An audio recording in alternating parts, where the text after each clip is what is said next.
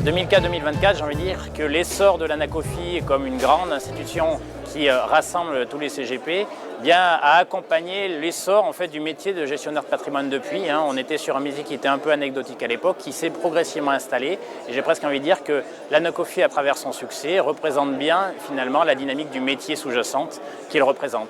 Alors elle a fait 20 ans, maintenant ce qu'on peut lui souhaiter en fait, c'est de continuer à accompagner les gestionnaires de patrimoine au cours des 20 prochaines années en espérant que ce métier, qui est un métier d'utilité publique, en fait, soit encore plus représenté au sein de la société.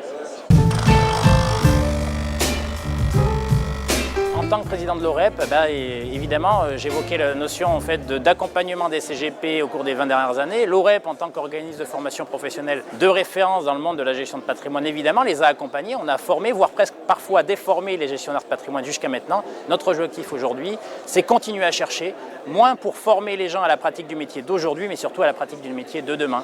Et voilà notre actus, c'est continuer à chercher, à définir finalement les modalités de la pratique de la gestion de patrimoine, non en 2024, mais plutôt en 2030 ou 2034. C'est se mettre en mouvement pour permettre aux gestionnaires de patrimoine qui viennent suivre des formations à l'OREP de garder un temps d'avance par rapport aux autres. Une anecdote, avec la journée la plus longue que j'ai pu connaître, avec moult rebondissements, une conférence à l'époque que je devais donner à Nevers, dans le centre de la France. Je suis attendu à 18 h, train qui part de Paris à 14 h. Évidemment, nos amis de la SNCF ne sont pas là. Le train ne doit pas partir.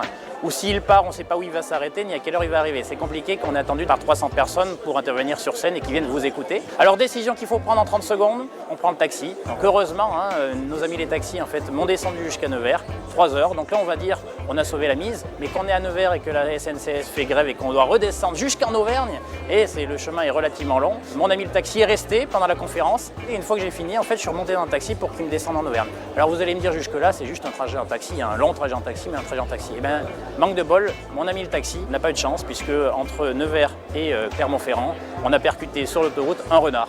Et donc lui, qui pensait avoir fait sa journée grâce à moi, in fine, en fait, est reparti avec un renard sur le pare-choc. Donc je m'excuse en fait pour le renard, malheureusement, que j'avais pas prévu à l'époque.